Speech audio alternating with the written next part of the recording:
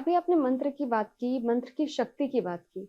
मंत्रों में इतनी ताकत कहाँ से आती है, इतनी शक्ति कहाँ से आती है कि आपकी जो भी प्रॉब्लम है, उसका सॉल्यूशन उसमें मिल जाता है?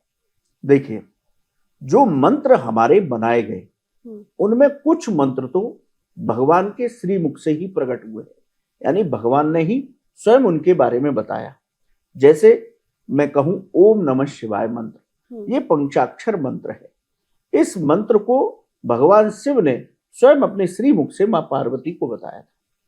इसी तरह भगवान विष्णु के 3 अमोघ मंत्र हैं। द्वादशाक्षर मंत्र ओम नमो भगवते वासुदेवाय, अष्टाक्षर मंत्र ओम नमो नारायणाय, अष्टाक्षर माने 8 अक्षर का मंत्र, हुँ, और षडाक्षर मंत्र जिसको 6 अक्षर का मंत्र कहते हैं, ओम विष्णवे नमः। ये मंत्र जो है भगवान के श्रीमुख से स्वयं प्रकट हुए। और कुछ मंत्र हमारे ऋषि मुनियों ने वेद पुराणों में जब रचना की तो उन देवता के लिए विशेष रूप से उनको बनाया और स्वयं भी उन मंत्रों पर अनुष्ठान करके उसकी शक्ति को जांचा, परखा कि ये मंत्र हमने बनाया और इस मंत्र की शक्ति किस तरह से फल देती है। तो मंत्रों में शक्ति उस देवता के प्राणों से आती है। मंत्र का कोई भी मंत्र है, किसी भी देवता का मंत्र है, उसमें वो देवता निराकार स्वरूप में वास करता है। जैसे साकार स्वरूप, मंत्र और तंत्र, एक साकार स्वरूप होता है, एक निराकार स्वरूप होता है। भगवान शिव का जब हम विग्रह देखते हैं, फॉर एग्जाम्पल बता रहा हूं, तो भगवान शिव का साकार रूप तो वो त्रिशूल लिए हुए है, सिर पर गंगा है, चंद्रमा है, गले में नाग है, तो ये इनका साकार स्वरूप है जिसका हम दर्शन करते हैं। उसी तरह उनका निराकार स्वरूप क्या है? शिवलिंग है, जिसका हम निराकार स्वरूप बोलते हैं। ऐसे ही मंत्र के देवता हैं और मंत्र निराकार स्वरूप में उस देवता का स्वरूप ही होता है, यानी कि उस मंत्र में उस देवता का निवास होता है जिसका भी वो मंत्र है। तो मंत्र में शक्ति उस देवता की स्वयं की शक्ति होती है। अच्छा, मंत्र जो है, जब हम करते हैं, मंत्र जब हम पढ़ते हैं, तो कई बार क्या होता है कि हमारा ध्यान भटक जाता है। हमारा मन जो है वो मंत्र में लगता नहीं है। हम पढ़ रहे मंत्र होते हैं, सोच किसी और के बारे में रहे होते हैं, कर कुछ और रहे होते हैं। तो इससे क्या कुछ जो है हल तो नहीं मिलेगा, लेकिन इससे इम्पैक्ट क्या पड़ता है? देखिए, अदिति बहुत अच्छा सवाल किया हम्म, कि मंत्र जप करते समय, पूजा करते समय मन क्यों नहीं लगता और मन कैसे लगाया जा सकता है।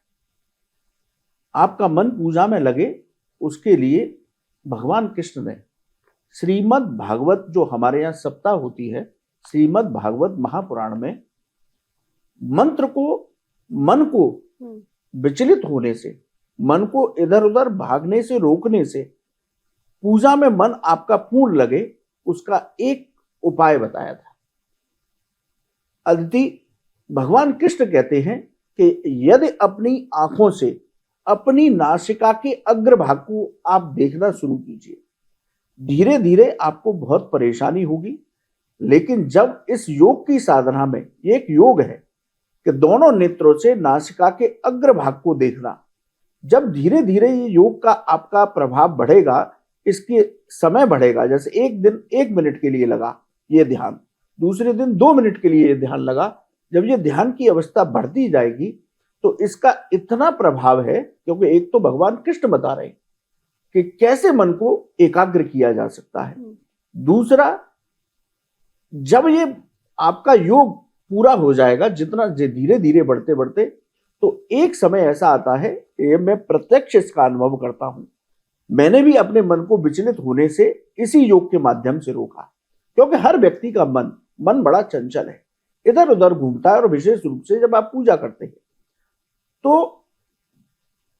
मैं ये बता सकता हूं अपने अनुभव से कि आपके आसपास कितना भी शोर हो, जब ये योग में, आप इस योग में परिपूर्ण हो जाते हैं, तो वो शोर भी आपको सुनाई नहीं देता, सिर्फ आपका ध्यान अपने इष्ट पर लगा रहता है।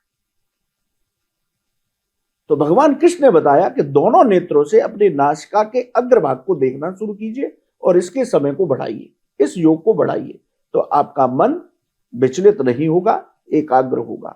और जितने भी विद्यार्थी हैं, उनको अपनी पढ़ाई शुरू करने से पहले अपने मन को एकाग्र करने के लिए इस योग को अवश्य अपनाना चाहिए। इससे मन एकाग्र होता है और जो भी आप पढ़ाई लिखाई करेंगे या जो पूजा पाठ करेंगे, मंत्र जप करेंगे, तो आपको उसका पूर्ण फल प्राप्त होगा। क्या आप जानते हैं श्री कृष्ण ही काली है? क्या आपको पता है राधा जी ने श्री कृष्ण के सामने कौन सी 3 शर्तें रखी थी?